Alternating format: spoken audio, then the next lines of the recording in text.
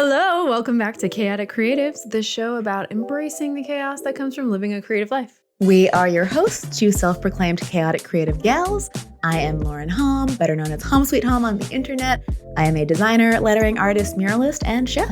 And I'm Rachael Renee. I'm an artist, creativity coach, author, and your internet hype gal. Woo! Yay! And we're talking about phoning it in today. We don't care about this episode at all. Just kidding. Just kidding. We care very much. And we want to have a nuanced conversation. Yeah. As people who make creative work that they care about and are self-employed, we want to talk about when to half-ass it and when to whole-ass it. Yeah. Because it's just a reality of working. Yeah. We have to work to pay the bills and live, but we also care deeply about our creative work. And I think that because of the topic of last episode of like overcommitting and caring so much and wanting to do all the things, there does come a time where like good enough is good enough. Mm-hmm. And like there are moments where you have to conserve your energy. I think it's a good way to put it. Like planning to half-ass instead of having to half-ass because you tried to whole-ass for too long. I'm going too far into this. But basically like if you try to do everything at 100% and you overcommit, like we talked about last episode, then inevitably something will suffer. So if you can take agency over which things you can give less energy to up front, then you're better able to manage your energy. Yeah, I think we just want to talk like from personal experience about what we've like instances where we've decided like good enough is good enough. Yeah. And again, just the reality of working. Totally. Do you want to talk? Because I feel like I can talk about it from the perspective of like having a full-time day job that wasn't fulfilling to me. But then I'm sure I know there are instances where you have to do this as a complete freelancer too. Like, you want to start? You want me to start? Yeah, I guess I can start because this is kind of what kicked off the idea for this episode. Mm-hmm. I was recently working on a job where I was given a lot of creative freedom, but not a big budget. Mm-hmm. And it was $1,000 for the job, and they were really gracious about it. They were like, you can repurpose artwork, like keep it easy. And that was my natural inclination.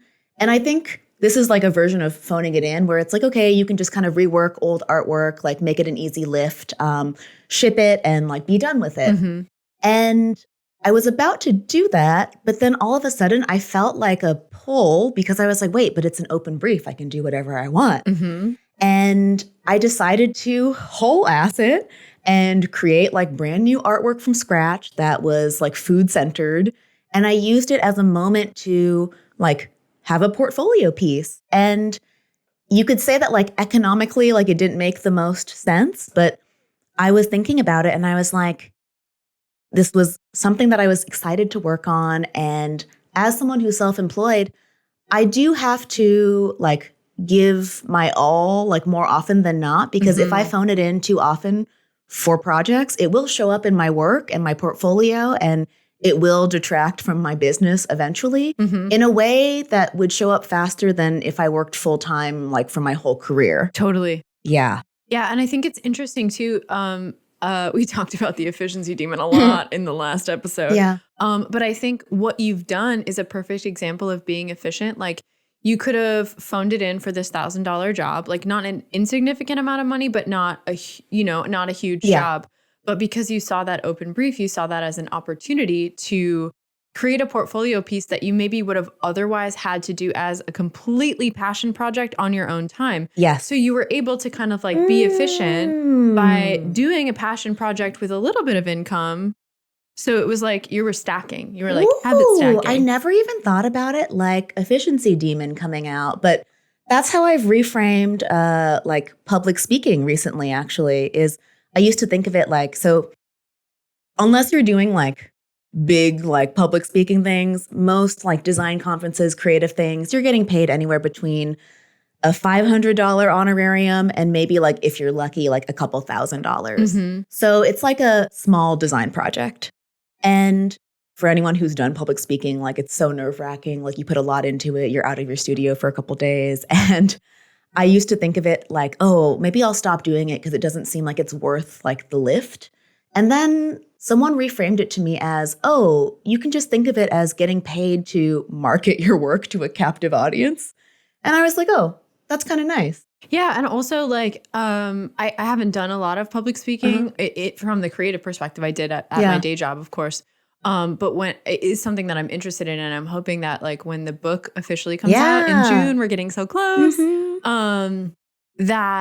that will prompt some speaking engagements. And also as we do more things as chaotic creatives, like how fun would it be to do a talk together? Oh my gosh. Yeah. If you work at an organization or a corporation and you want to bring us in for a talk or workshop, we would love that. Yeah. I feel like that feels like a trajectory that I hope we can continue to go down. Or like maybe someday we'll do a live episode. Ooh. That would be fun. That would be really fun. Yeah, we'd have to rein me in. No side questing or only side quest. Side quest only episode.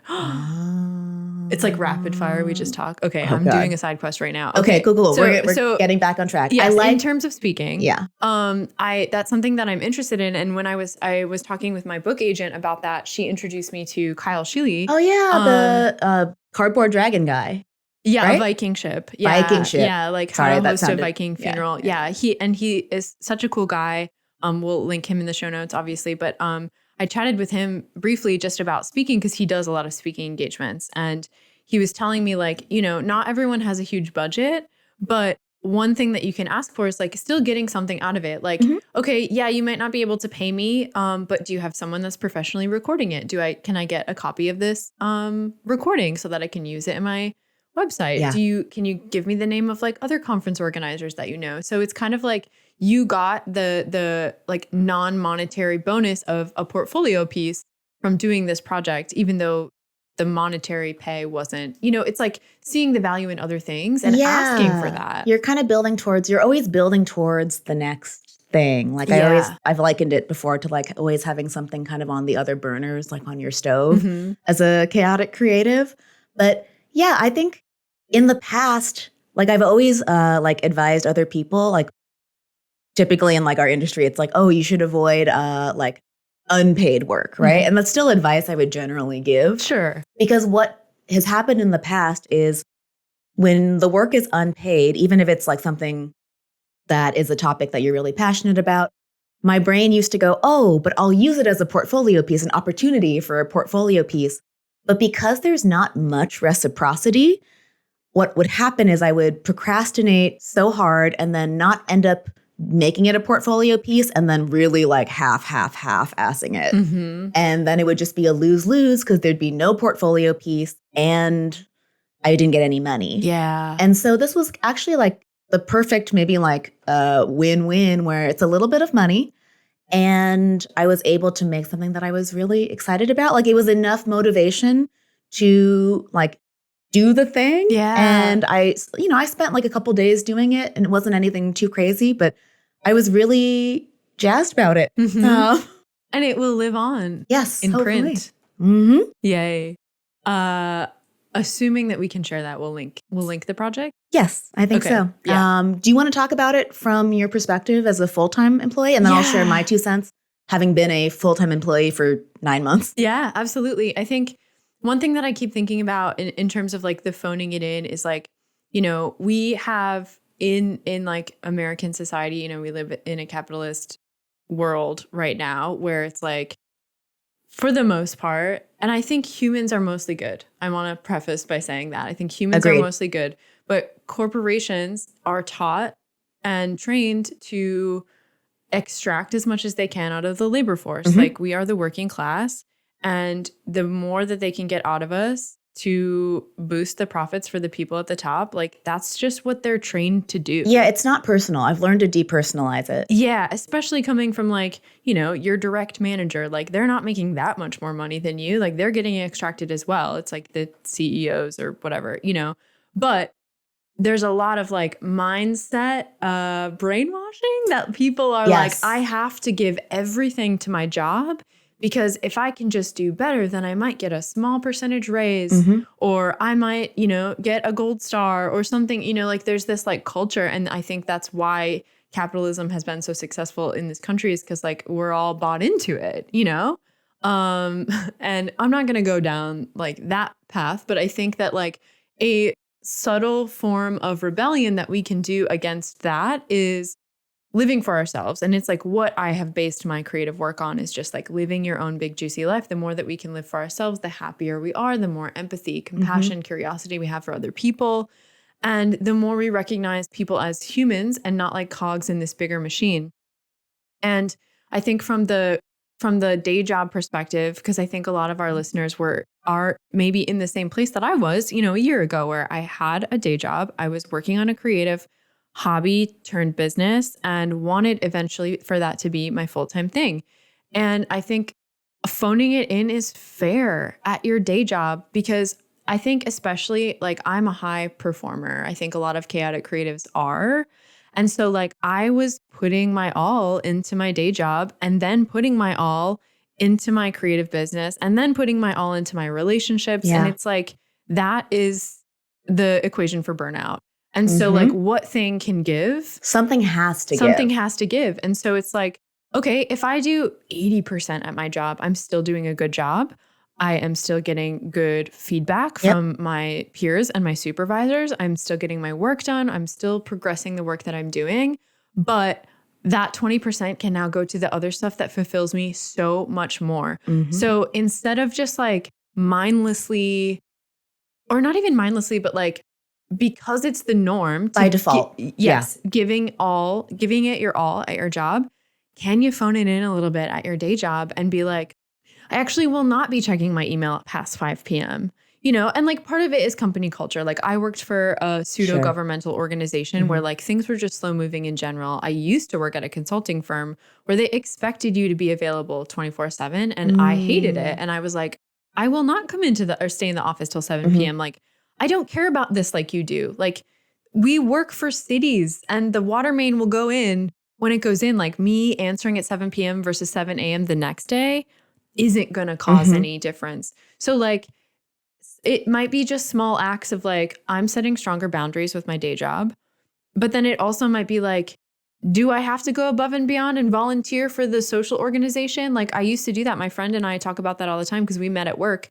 And we were the people that like hosted the Halloween party, organized the baseball games, that kind of stuff. If you're not getting paid for that, don't do it. Let the men do it. Let anyone else do it. I'm like, no, I'm not going to volunteer for that because like that's unpaid time. Have them hire someone to do that. Hire someone to do it. Even if there's like, we had a budget to like host, social part. And like, I loved my coworkers. That's the thing that I probably missed the most was like, they weaponize the coworkers though. Yeah.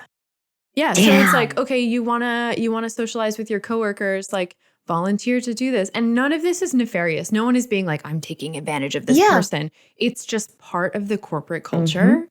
And so like, don't volunteer for extra things, especially like me being a social, like enthusiastic person. Of course, that makes sense that they would want me to like, hey, can you design the new break room? And I'm like, no, I'm not, unless you're going to pay me. Unless I can do less of my job and it's just like within my 40 hours, that's fine. But I think like that's what I mean by phoning it in at the day job. Like don't be volunteering for more stuff.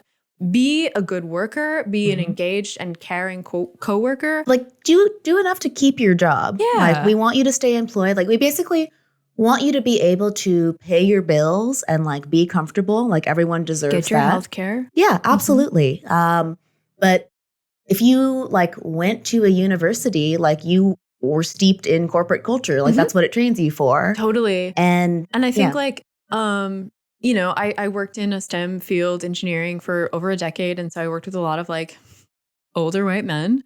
And I just feel like I encountered a lot of people that I'm like, fuck, my 100% is like so much, their 100% is like my 45%. Because I'm an overachiever, like I'm a people pleaser. I'm enthusiastic and excited. And like, especially, entering the workforce, we're all eager to do a good job. And, there's somebody, let's call him Brad, who his 100% is my 45. I'm given 45. If Brad can be here for his entire career, do more Bradding at work. Prioritize Play, the book, my book, is available for pre-order, and I'm so excited to share it with you. It officially comes out June 9th, but you can pre-order it now.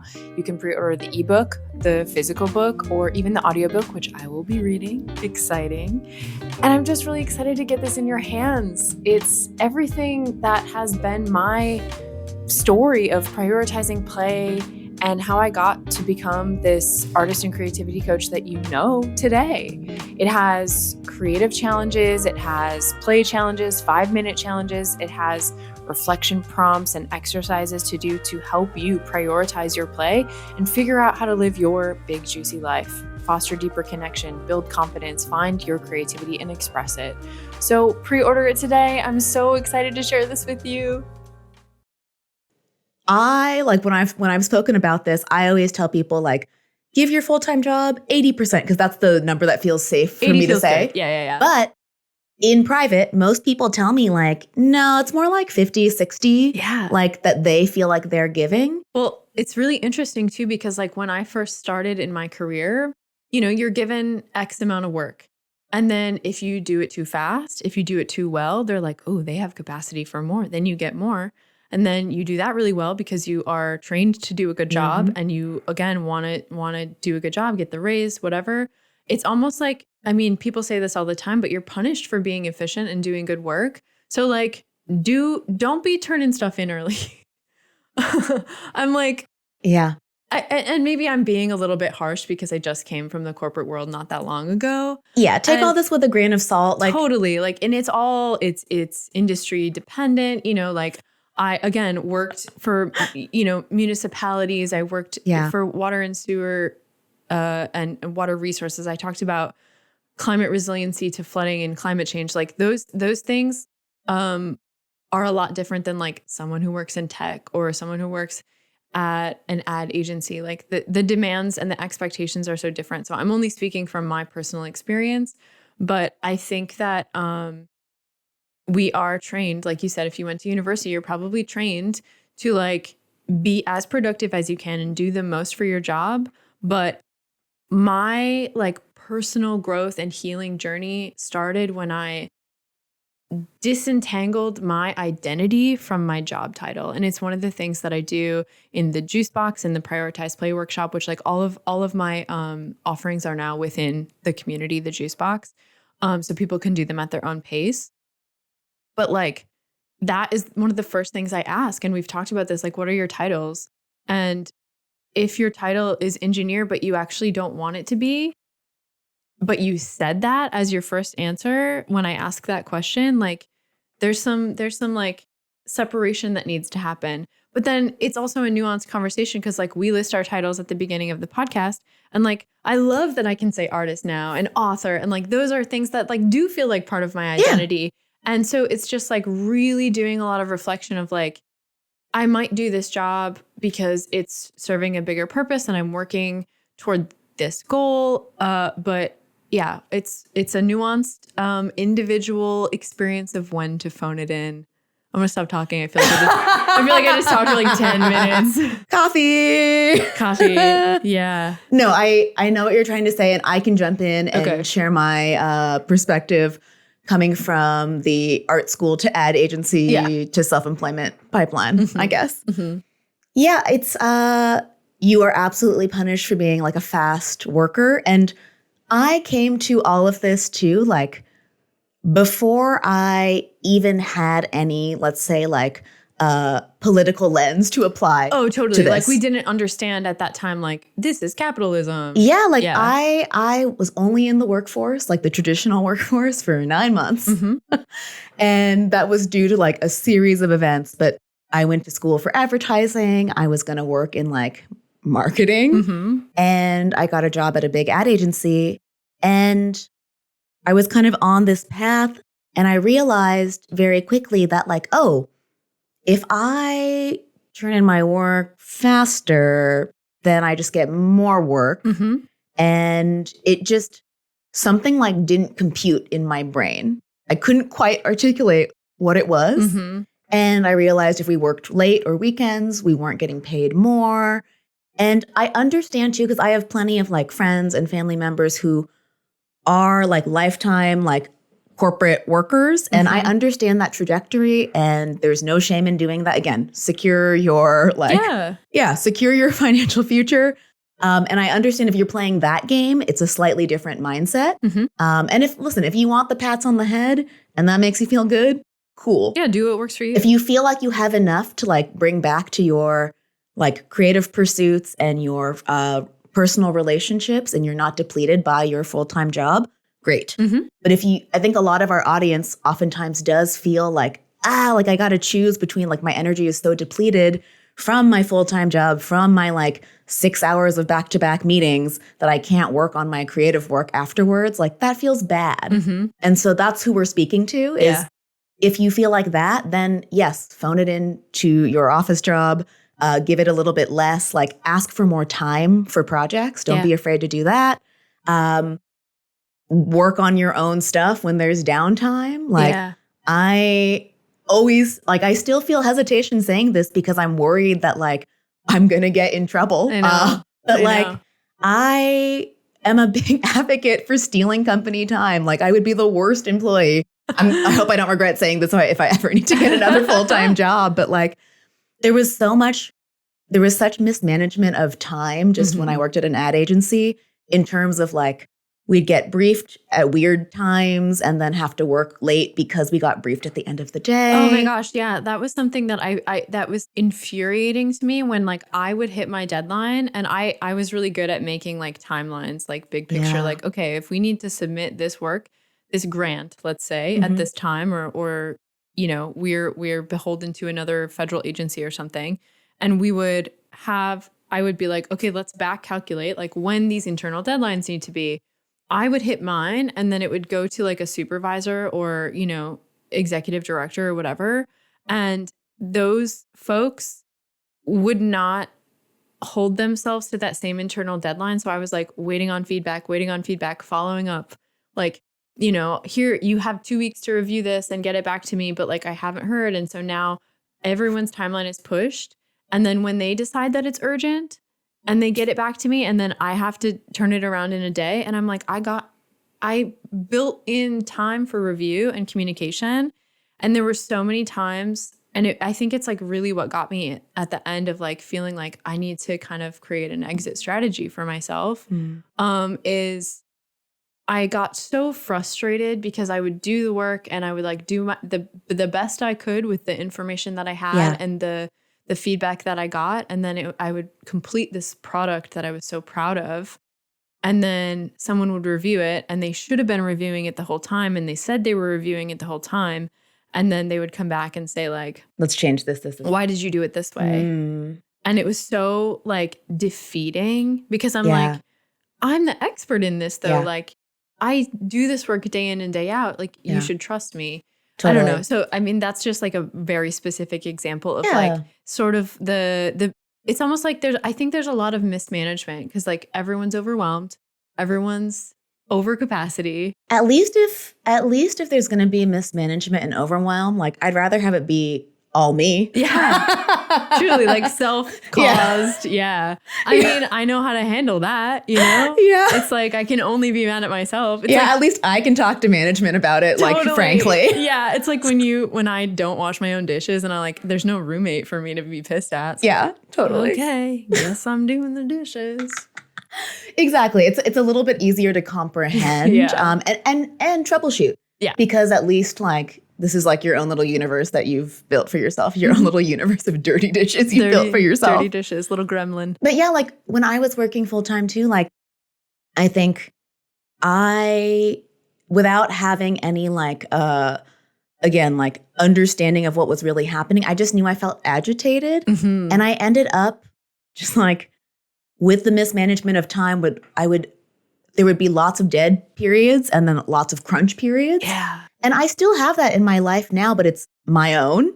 Yeah. And when I was working at the agency, I just started working on my own work during the lull times. I would have a decoy Photoshop window with like banner ads that we were supposed to be working on. I'd have it in the corner of my screen and I'd be working on my other stuff. Oh my God. And whenever my boss would walk by, zoom, just like pull it back up. Yeah. And I still did enough work to keep my job. Yeah. I ended up leaving my job after about 9 months. And actually, the reason that I left my job, I don't know if this is necessarily phoning it in, but I had coffee with one of my friends and mentors, Justin Genak, who he did Working Not Working. I don't know if it's still around, but it was like a freelancer platform. He used to work in advertising. He left to start his own company. And I was asking for advice because I was like, I think I want to leave advertising too. For context, at the time, I had been working on my daily Dishonesty blog. I had gotten a book deal. So I had some there was a path forward for me to leave. I was doing freelance lettering work. So there was a kind of plan B. But I was scared to jump ship because it's but the security of a full-time job. And I told him, I was like, okay, I'm 22, 23 at the time. I was like, this is my plan. I'm going to stay at the agency for 6 more months. So I have a year on my resume so it doesn't look bad. And then I'm going to leave and then try to do lettering. And he was like, okay, I understand that.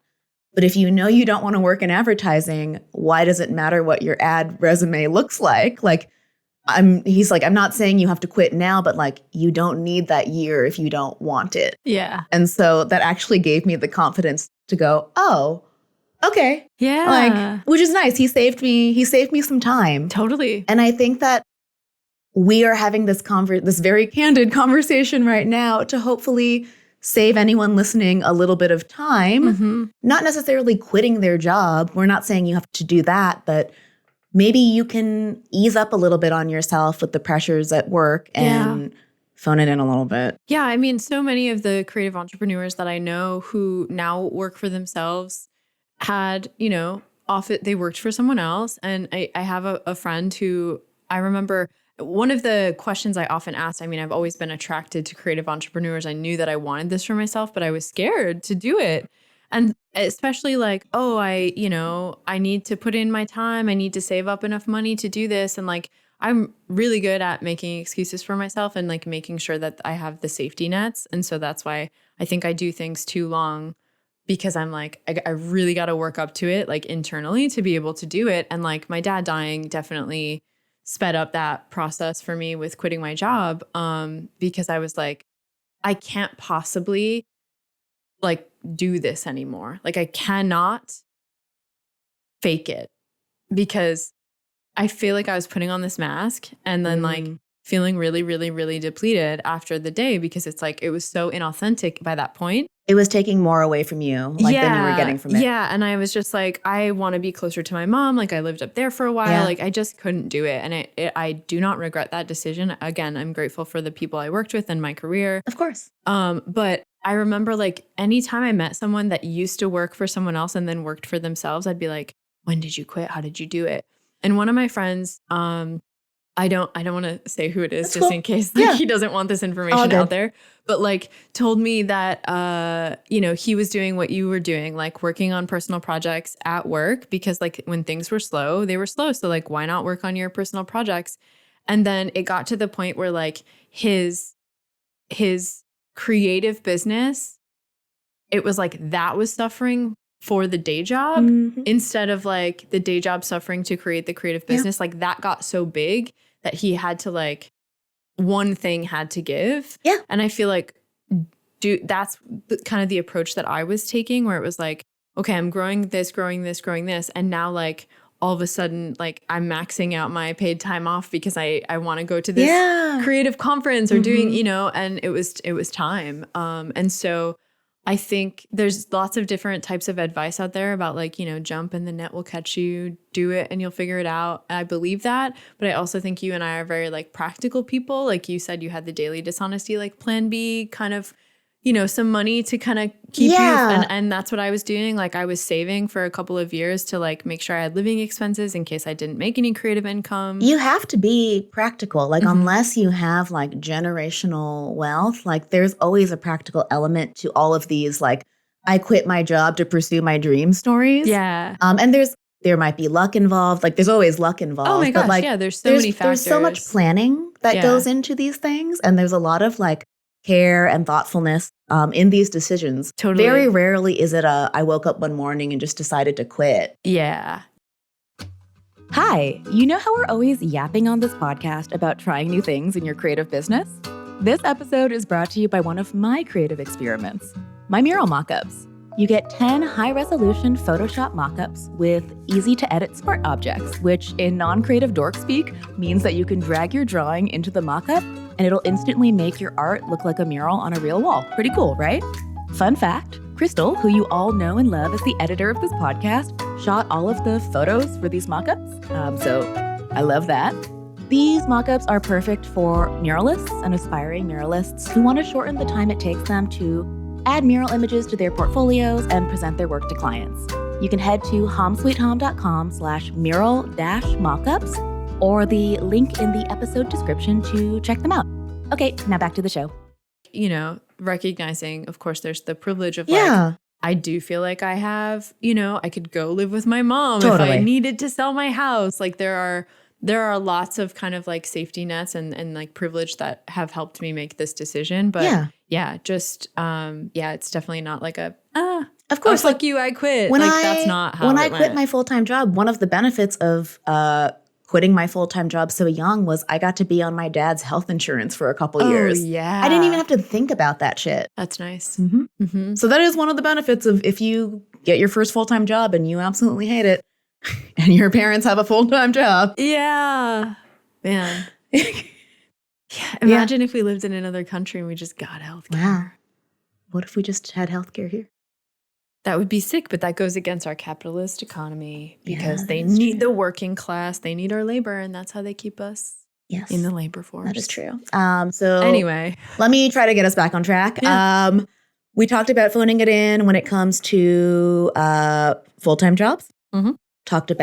I wanted to talk about from the perspective of like when to give it your all and when to kind of phone it in. Like when it comes to client projects, I think since I've been freelancing for such a long time and like you work with clients too, whether it's coaching or like brands, oftentimes like, again, the practical reality of just working, there are times where projects might go off the rails. Mm-hmm, mm-hmm. And maybe you get so much feedback where it was a dream project at first and then all of a sudden you're just like, okay, this has been like picked to death or like revised to the point where I'm not sure my voice is in this as much. And I talk about this with my friends all the time, but there is a point where for your own well-being, and again, your own like energy, like where maybe my creative energy is best put elsewhere. Once you get that feeling, it is best to detach a little bit. And when we say phone it in too, we don't mean like give it as little effort as possible. We mean like do a satisfactory job, but don't put like your full heart into it. Don't lose sleep over it. Yes. Yeah. I think like I keep thinking about the review process at my job was, there was like a meets expectation and exceeds expectation. Oh. You have to meet. Yes. That's okay. They don't expect you to exceed all the time. And when you're exceeding all the time, that becomes meet. And like we wanted exceeds expectations when we set goals so that we could get raises. They're not going to give you a raise and a promotion every year, at least at my job. They didn't. So it was like, can you just meet expectations? Do what's in your job description. You don't have to go above and beyond. Like, look at your job description. Is it in there? Don't do it. Or have a conversation like, okay, this goes beyond my job description. Like, what are the other types of compensation that you're willing to offer? What am I getting out of this? Yeah.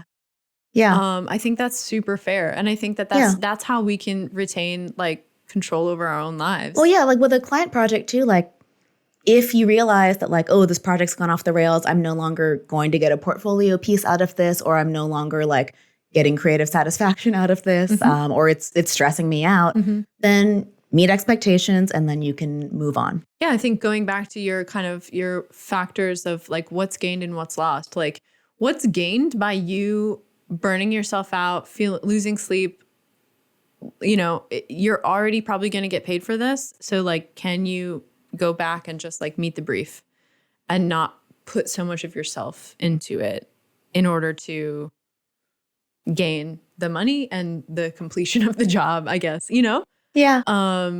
if there is something to be gained for like working your ass off, like an overnight shoot or something, like if it's a dream, like let's say you got a dream client and you're a photographer and you get to work on this and it's like, okay, you have to get yourself to Spain for this. Like what's gained? You have an incredible portfolio piece. You get to work with a I don't know, I'm making this up completely. I love it. Keep going. Yeah. But like what's lost? Okay, you lost income, you lost sleep, maybe you lost out on other jobs because you had to travel. But like the gained and lost versus pros and cons. I like how you phrased that in a previous episode because it's kind of like, it's a way to do a quick check-in of like, what am I gaining from this? Like me losing sleep, answering emails at 11 p.m.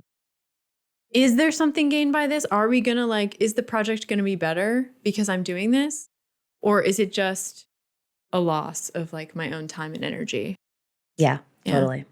I rambled a lot in this episode. No, it's okay. It's all good. Yeah. You're not phoning it in. I'm not. I think like also that's something that's interesting. I'm in the middle of reading Beth Pickens' book, Make Your Art No Matter What. And she's talking because she's a creative consultant. I've been in the middle of reading that book for like 4 years. Oh, yeah. Because it's easy to pick up and put down, pick up, put down. Yeah. And that's how I do a lot of nonfiction self-help. It's a great book. It is. Yeah. And I love. With really great politics. Yeah. Yes. And I think one of the things that stuck out to me is that she was referencing different clients and like we talked about in previous episodes, like you have to figure out what works best for you. If you can dissociate and go work a day job where you aren't, giving your like emotional energy and it pays your bills and that gives you the space and free time and like money to work on your creative practice. Oh yeah. And you're able, and that works for you, do it. But you and I are very much the type of like, we do whole ass a lot of stuff. Yeah. I need more often than not full alignment. Yes, me too. I have and a some hard people time. don't. I have friends who like, they want a job to get healthcare, get their money, pay their bills, and then live a cool life outside of that. And they're able to separate those things. I'm not good at like compartmentalizing stuff. I am fully in the thing that I'm doing. And so I liked that Beth was referencing different clients because, you might be a person who is great with people at your job and like the natural path might be like to progress to manager. But then that's more responsibility on you. Like, what if you stayed at this level?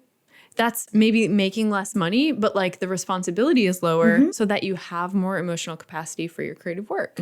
So it's like really reflecting on what makes sense for you, what ultimately can help you build your big, juicy life.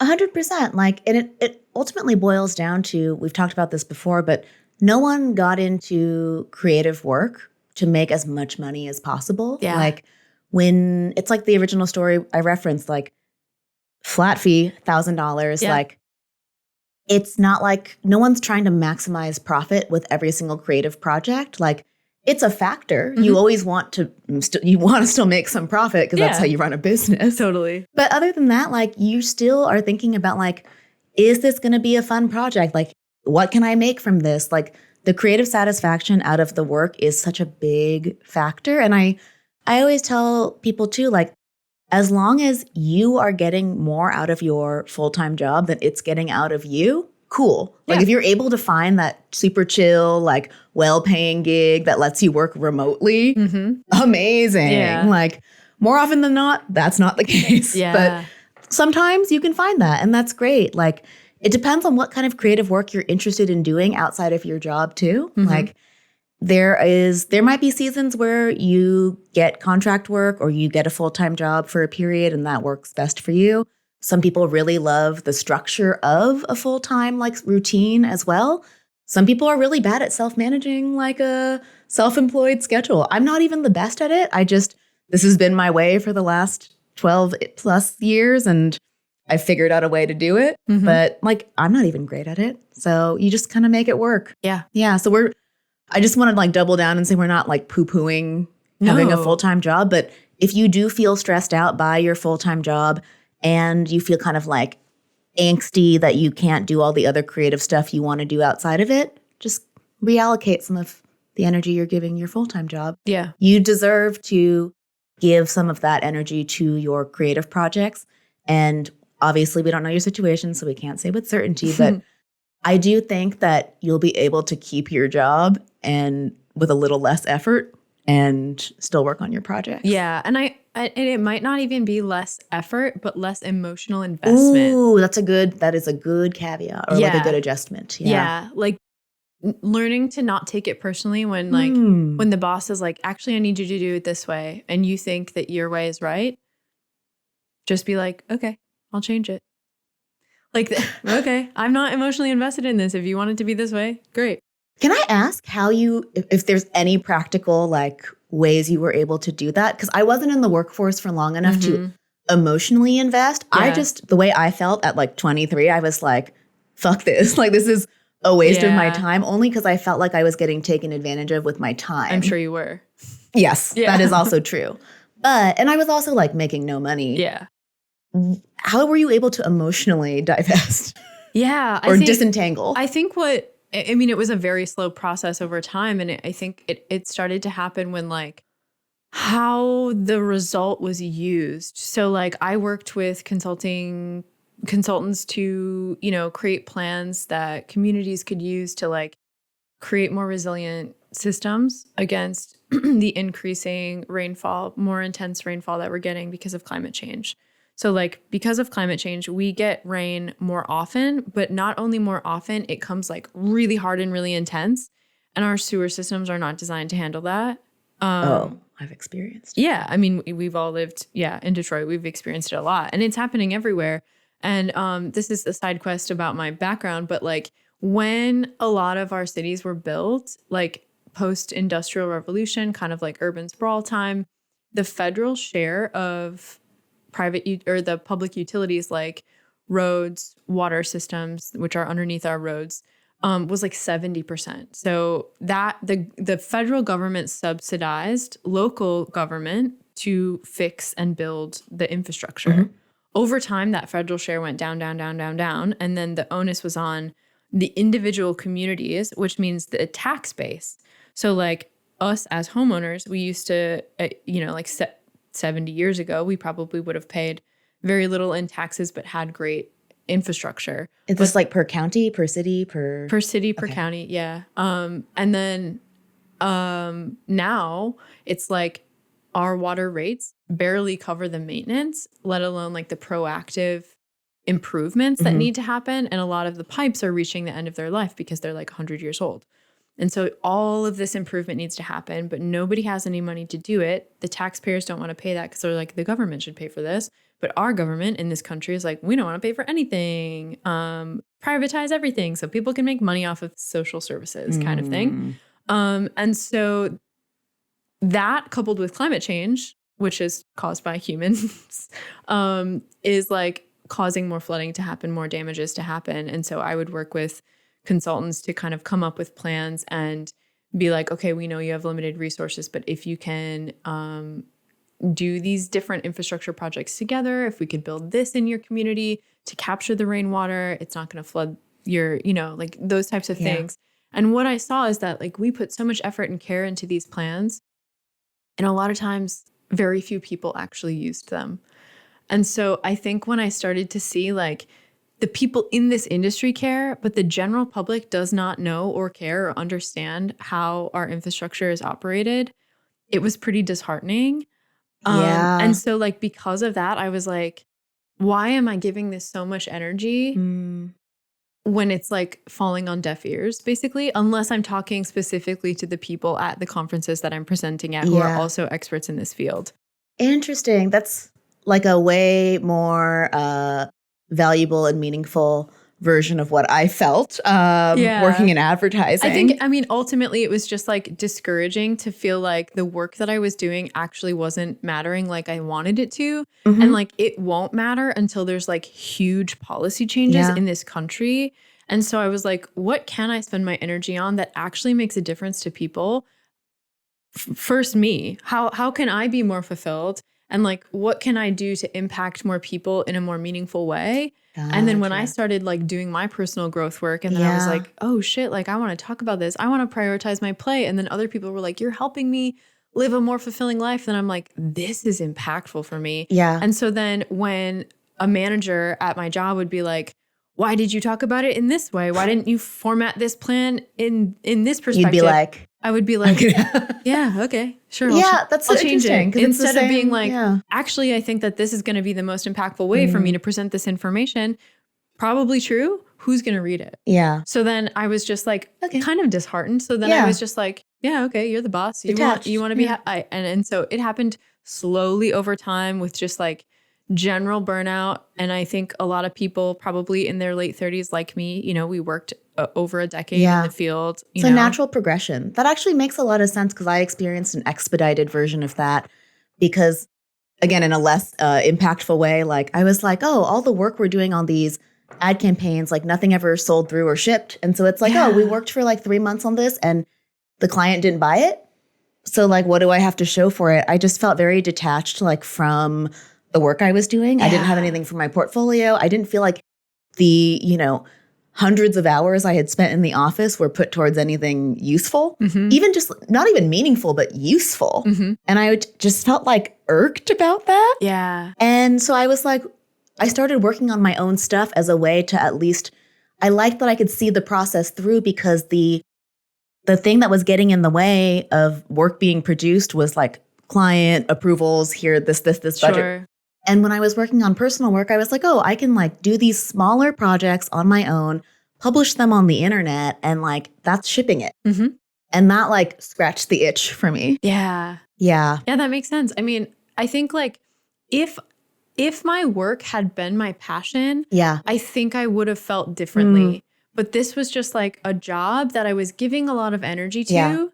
And I was good at it, I think. And you had expertise in it, too. I had expertise in it. And I mean, like, I was invited to, like, national conferences to speak about this stuff because I'm good at talking about it in a way that people could understand and across industries because everything is so siloed in, like, municipal infrastructure. Like, the road people and the water people, even though their infrastructure's on top of each other, don't communicate. I know I'm getting really in the weeds. Now the road people and the water people just sound like warring factions. Yeah, truly.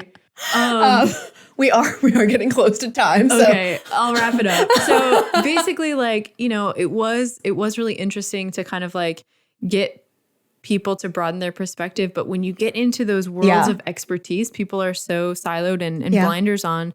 And it's like we actually just need so much more collaboration. Yeah.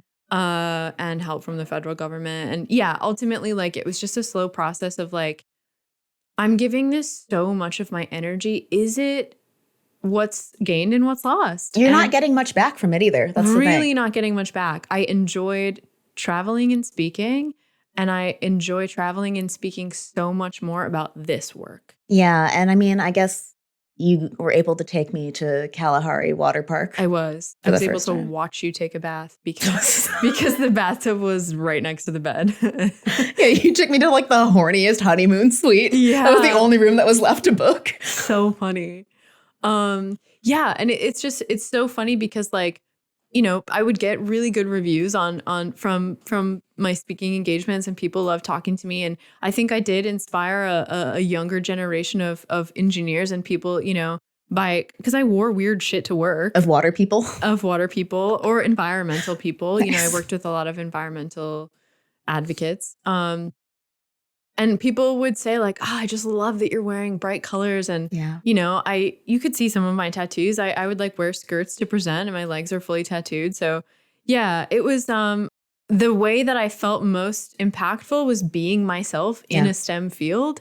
And I'm like, I can be even more myself if I work for myself in my creative business. So yeah, that was a long-winded answer. Amazing. But I think it's just, it's always interesting to hear people's different perspectives on this. And half-ass it. Even 3/4 asset, if you can. Yeah. You are in control of your own energy, and if you feel like it's not being, if it's not being allocated where you want it, like you can move some of that around. Yeah. Yeah. That's what we hope you get from this. Since this is a longer episode, I'm not going to do the whole Patreon thing, but support us, like, subscribe, share. Thanks for being here. Yeah. Thanks. Bye.